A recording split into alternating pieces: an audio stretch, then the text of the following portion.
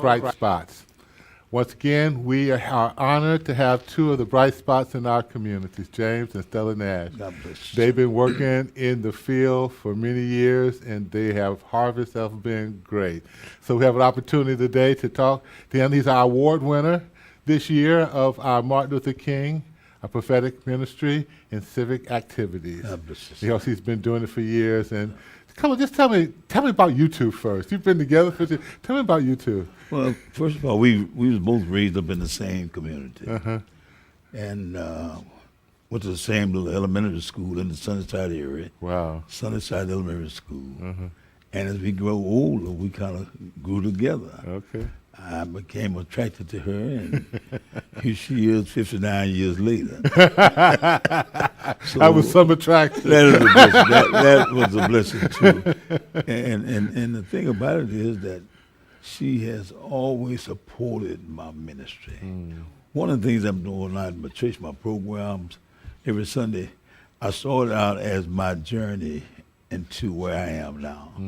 I started out talking about when I first got into the church, some of the things I'd done before I got into the church, up to where I am now. Matter of fact, after 15 weeks, I'm getting ready now to preach my first sermon.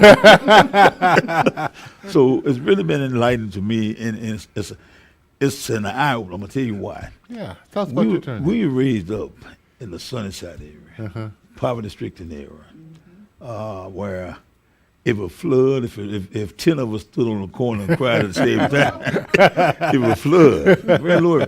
Matter of fact, the first load of shell, as he bought into that area, it was on Brandon Street in Stadston. Brandon's where my church is. So it's a history that we came in through all of that. And, we went to Sunnyside School.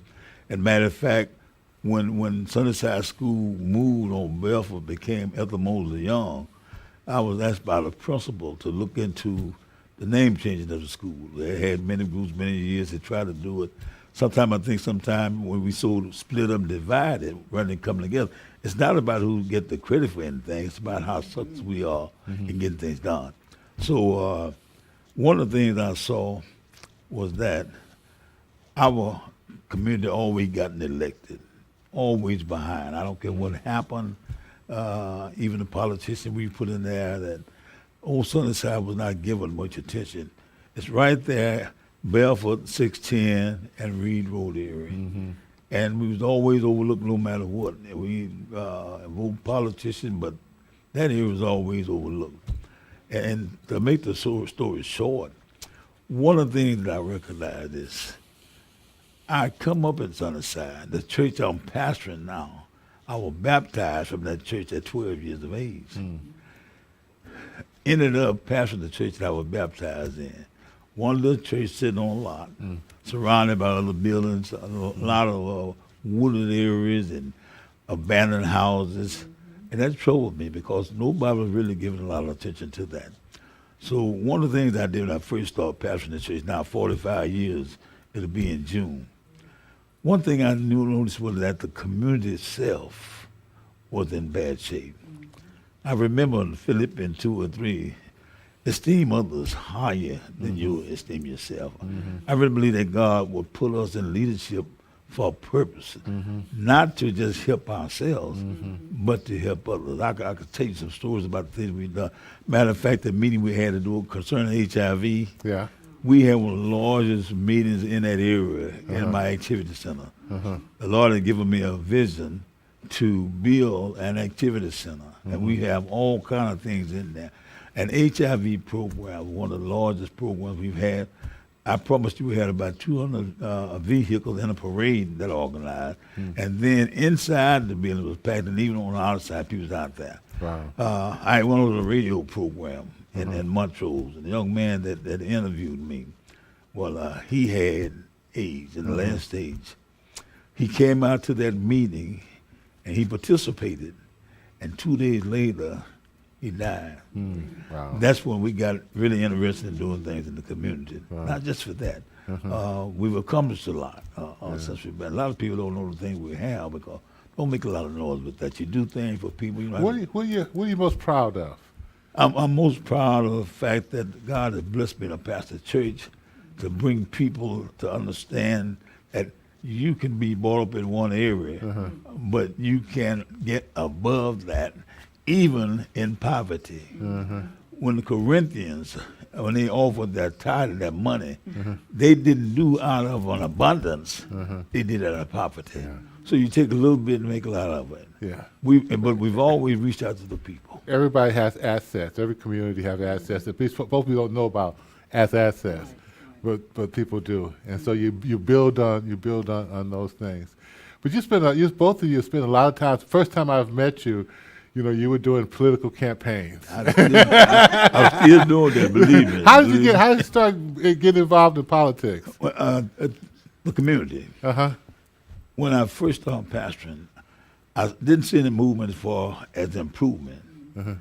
I won't call the council person's name, but they had a lot of meetings in the area, okay? Yeah. But I didn't see any improvement. So one day we put him on the back of a truck and drove him around the Sunnyside area, and tears were coming out of his eyes because he saw neglect, okay? Yeah. So what happened, the first thing I did was organize a parade, community parade. We had a lot of drug problems in that area, weeding lots. And it was just sad the way it didn't get attention, okay? Yeah. So I had two parades, one in October, one in April, one in October. And man, we started building attention to that. Then because of the fact that we showed interest, a lot of times if you don't show interest in taking care of your own, others won't join you. Yeah. But when you start giving attention and start doing things, not petition others. See, one of the things I got as a pastor, two things I can do nobody else can do. That's delegate and follow God's vision to give them. But I'm a hands-on person. Man, I've got a community service program at my center right now. Since 2010, that I don't get a dime out of that program. Open the doors and let people come in and do their hours. And since that time, over 2,000 people have come in there to do their service. Come in, do what they got to do. They're not criminals. They're people make everyday mistakes. And I recognize that. We got that. I created my own TV talk show, and it's called Sunnyside Voices, Sunnyside Community Voice. If you pull it up, you can pull it up now even. And we still show some program. We might do a snapshot of that as part of this show. We'll do that. do that. Sunnyside Community Voice. But what happened, I brought in politicians. Yeah. I brought in people that could deal with the issues that we were faced with in that particular time, not just in the Sunnyside, but all around the city and the county. And in doing that, got a lot of attention with that. Also what we do, let me tell you something we do, because it's all helping people. I've got a company called Buzz House of Meat. What's that? Buzz House of Meat. Buzz House of Meat. They give me I've seen that. Yeah, they give me gift cards every month. Matter of fact, I got to pick them up when I leave here to give to people. No charge. They get $25 and $25 and $50 gift card that we give out. I never use one myself. We've never used them. Also, I've got a suit market over here. What they did was they give me many, many suits. I've never got a suit. I always bought them and let people come get them. Okay? What I'm saying about that about the same size. What I'm saying, if you don't have it, there are people that will connect with you that have it, that you can help others. Well, and I did a show just about talking about the strength of congregations, and what you're talking about is just that, the ability to connect, people and to things and so forth, the ability to convene, to bring politicians and so forth together, to show what the issues are, the ability to accompany and to be with folks along their journey. All those things you both exemplify. But I haven't heard a word from you. Does he do all the talking all the time? I'm just listening. But I tell you, we've done a lot of work at the church, and it's a joy to do that. And you really have to love people to do that. Yeah. And I love it. And we was talking about the fish fry. We had a fish fry too. Every year we do the fish fry. I remember when I first came up to your building, y'all sold me a ticket for kicking dance or whatever it was. That's right. In the community center. Yeah. And when you do things like that, it's good fellowship with one another, because people don't do that anymore, fellowship with one another. That's right. And it's good fellowship, you're making money, and it's good. But the fellowship itself, and what you're talking about, one of the strengths of congregations is to be able to do what they call social capital. Right. Is to build social Right. capital. Those capital is folks invested in their community, right. willing to get out in Right. in the public spaces, willing to take on different projects together and empower themselves. Right. And that happens in those gatherings. Where Right. people get to know each other, have Right. fun, eat with one another, Right. and get to care about one But another. you'd be surprised, sir, they don't do that anymore. They ready to go home. Yeah. When they get through hearing the minister, they ready to Go go. home. They ready to go. But it's good. Yeah. Let me cut in because we don't have time. Let me cut in. Let me say this. Let me say this. Okay. During Hurricane Katrina, Oh, Lord, yes. Yeah. my Lot of building was packed with people, Mm-hmm. and those people came in from Louisiana. Man, I mean, we had some problems, okay. Yeah. But I discovered one thing: if you're kind to people, Yes, yes. man, you can win them. And one of the things I saw that a lot of them were struggling financially. Well, some of them had to jump up and just leave everything. But because of how we handle that, I got an opportunity to go to Washington to speak on how the churches collaborated during Hurricane Katrina. Right. And doing that, I spoke at 7 o'clock that night, and ex-President George Bush's wife spoke at 12 at luncheon. They asked me, said, how did you feel? I said, well, how would you feel? If I had everybody close your eyes for about 5 seconds and imagine when you open your eyes, everything you own is going except what you got on your back.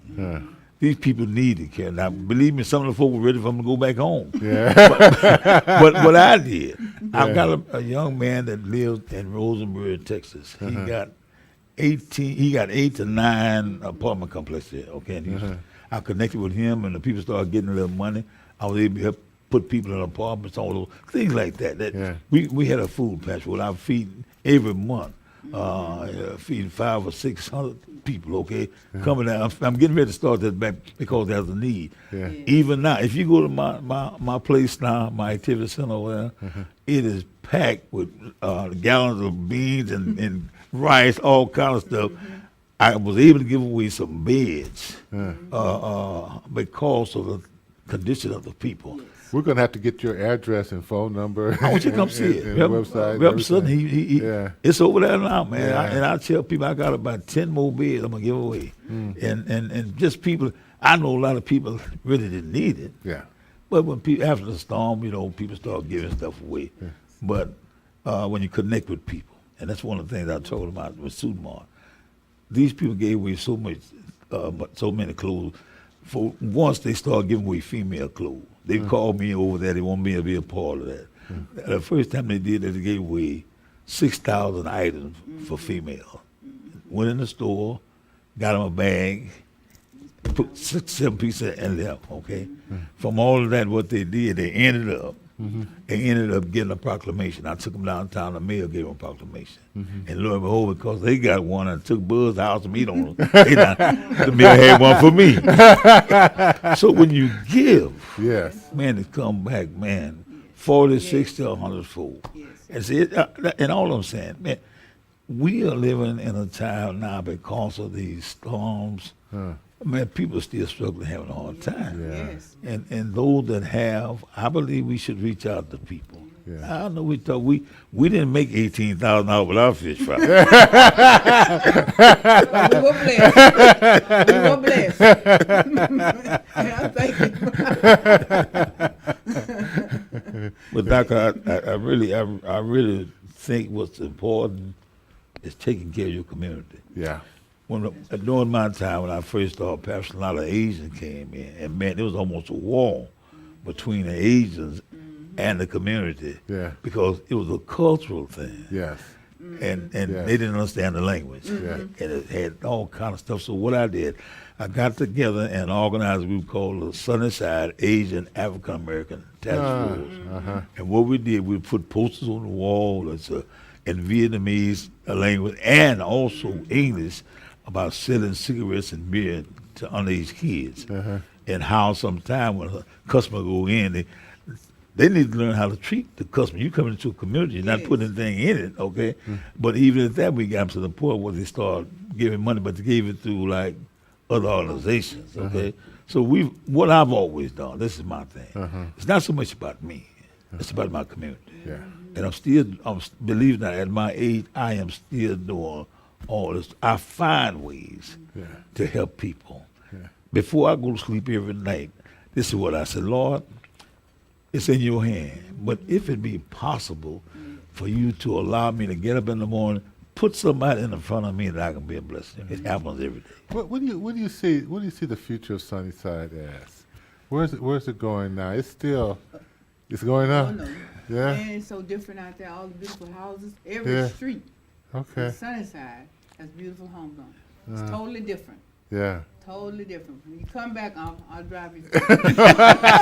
And let me do this very quick because we built some houses in Sunnyside. Well, built yeah, houses. tell me about that. Tell me about Yeah, that. we built houses in Sunnyside. Okay? Almost now every street years ago, where you saw a vacant lot, an old dilapidated house, all that's been torn down. If you come, I can take you to Sunnyside in the old part where we raised up at, and it's just beautiful, so much improvement. Wow. Yeah, I mean, the Wow. people just and they coming back in. Some of the Yeah. people that moved out, Yeah. they're coming back in, and that's what I've been praying for. And what do you attribute all that the turnaround to? Well, it's in a good spot for one thing. We ride it everything. Yeah. You can get on the freeway and go all the way around Houston and come back.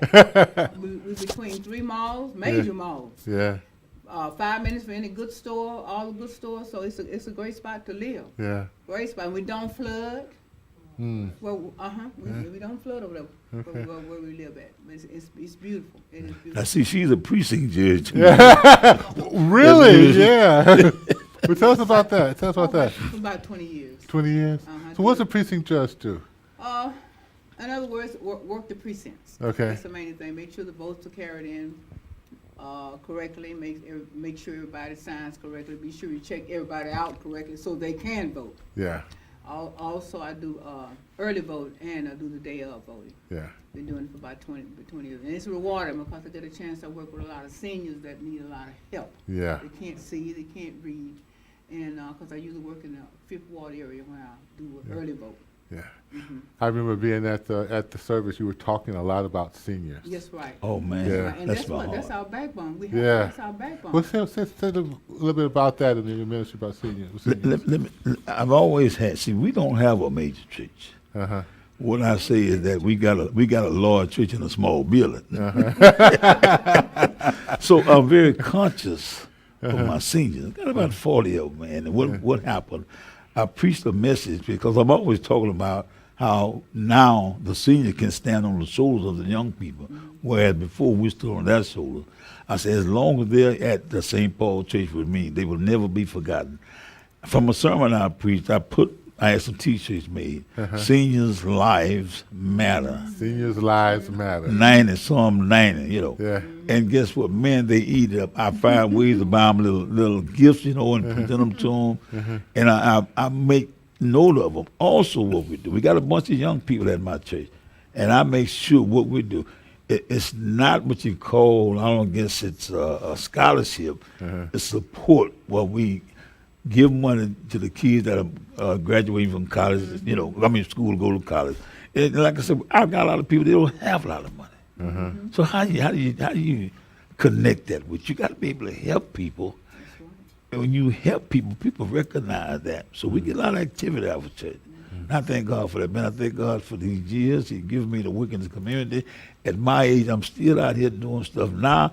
But believe it or not, I'm going to the prison now, working with these prisoners. I went Monday before last, sit down and talked to about 10 inmates. You keep talking about your age. Were you? Yeah. Well, what is your age? I'm gonna tell my. Age? See, years ago I wouldn't tell me. But see, on the 19th of this month, I'll be 80 years old. 80 years old. 80 years young. Yeah. And you know what?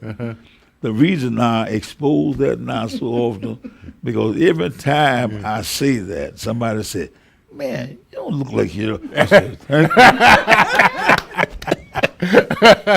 so I say that because I'll be at my church 45 years. Yeah. And this church is really, right now I had started a little church, you know, and now we got property there. Yeah. And even the past mayor Bill White, he's still my friend. Yeah. For a tax credit, he was able to get me involved and buying some apartments off of Fuquay called Shadow Village. Now, from that, it took about 2 years to close the deal. And lo and behold, when we closed the deal, they changed the name of the apartments, and they named them after me. They're now St. James Village Apartments. St. James And Village you know what that is Apartments, now? What's that? That's God's rewards for your work you do, man. Yeah. You go in not expecting to get nothing. Almost like you're paying your tithe, you know, I'm going to get a return on my investment. No, I'm doing this because God blesses every morning I get up, man. That's a blessing. Yeah. Every morning. I got my little church. We got a lot of kids. I'm always focusing on my kids. I even How many kids do you have? Mother 6. Mother of 6? and Amen. 18 grand and 18 grandkids now. grandkids. And one thing we do, we require our mothers to make sure they go to school and try to get an education. Yeah. We've sent 10 children and grandchildren through Virgin High School. And it's still early yet. But we're so proud because I can sit here.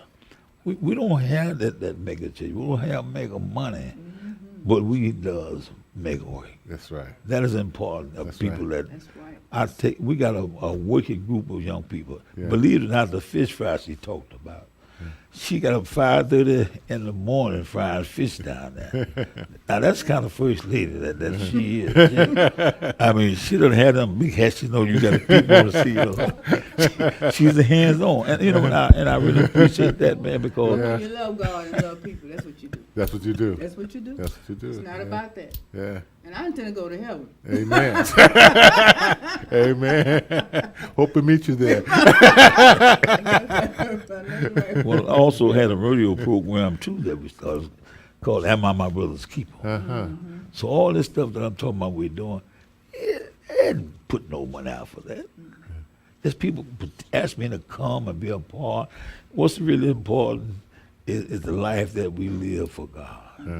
We was in HEB not long ago. And so lady come up, she kept walking around looking so funny. Well, I didn't know what she was up to. So my wife said, "You know her?" I said, "No." Well, she sure was acting strange. So finally, I guess it hit her on her that she was acting strange. She said, "Oh my God," said, "Excuse me, sir, but are you Pastor Nash?" I said, yes. She said, "Oh my God, I finally meet you." Ain't met nobody. But that's one thing I'm a servant. But your work speaks for you. Yeah. May the work I've done Yeah. speak for me. And that I don't look the stuff, the awards we get like that. I don't go out petitioning folk for that. Your work speaks for itself. And I mean, I've been community minded so long, and I tell and you. I thank God she is the same way. Whatever I do, she right there with me pushing it. I get with a lot of stuff, a lot of money now. Sometimes I see body movement tell me, but that's what we do, and that's what when the Lord take me out there. 4 things I want to present to Him: good integrity, good character, good. What I said, sister? You said all of them, didn't Huh? you? You said all of them. Did I? I think you did. Anyway, out of all of that, great respect for everybody. Man, I don't care what level of people. And believe me, I've sit in the same room with 3 presidents. I've sit with, matter of fact, the governor we got now, Governor Abbott and Patrick, I did the prayer for their inaugurations. One of the past district attorneys that died, his inauguration, I did the prayer. I've been blessed in that they had a gang injunction, had 91 young African Americans, okay, that they was trying to indict. If they was caught in a certain zone, they would be arrested, even at their home or Soul Park. I went to 3 meetings, and those meetings were so chaotic. I said, man, this is crazy. So what I decided to do, I went to the main man that I know, could say, hey, this is over. Now, mind you now, a lot of these kids have been to jail 2 or 3 times, small amounts of marijuana, low profile, nonviolent crime, and they trying to indict them. Give them a record, okay? When I got that list, I knocked on 5 doors in that area, and every door I knocked on, these young men had gone on about their business, okay? From that, I went to a person that could say, hey, man, it's over. I called one assistant district attorney. and said, listen, you're putting too much into this, trying to indict these young men. That's wrong. On the testimony of one officer. Anyway, she told me this, you know, Pastor, you're right. I'm going to call you back. She called me back, said, we trimmed it down to 45. I said, it's still 2 minutes. So I met with the man that could really say, hey, it's over and done. I met with him. He sat right in front of me. Now, I hope I could say this, not mean no harm. But this is what I said to him. You got 91 names on that list, and you're a white man. What does that look like? How do you tell your children that you're responsible for these young men not to be able to go back into their own community? I didn't do that.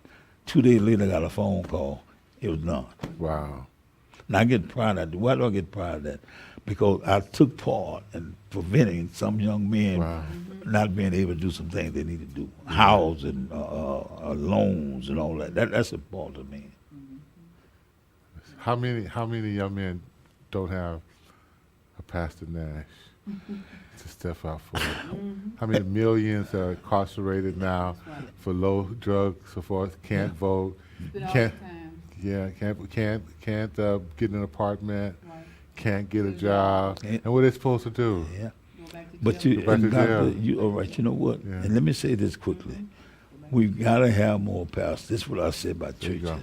go. I gotta. Okay. Go ahead. I say that if you are a pastor and you're pastoring a church in a community, there's no such thing as a small church when we got issues. If you got a church and you call yourself a pastor, you're not supporting the church economically, spiritually, and socially. You just a building taking up space. That's right. Somebody got to do it, That's right. and here we are. That's right. Well, I'm so glad. I am so happy, to have met both of you. And the wonderful work that you're doing. I'm creating a center for public leadership in public theology, and that is to train pastors to do exactly what you're talking about. And you're going to be hearing from us again, because these young pastors and old ones too, need to hear from you. And you're right about that. But our time is running out, or Good. has run out. Good. And so I just want to thank both of Thank you, you. Stella and James, for Thank you. being a part of our show today. Thank you, for sir. having us. Thank you.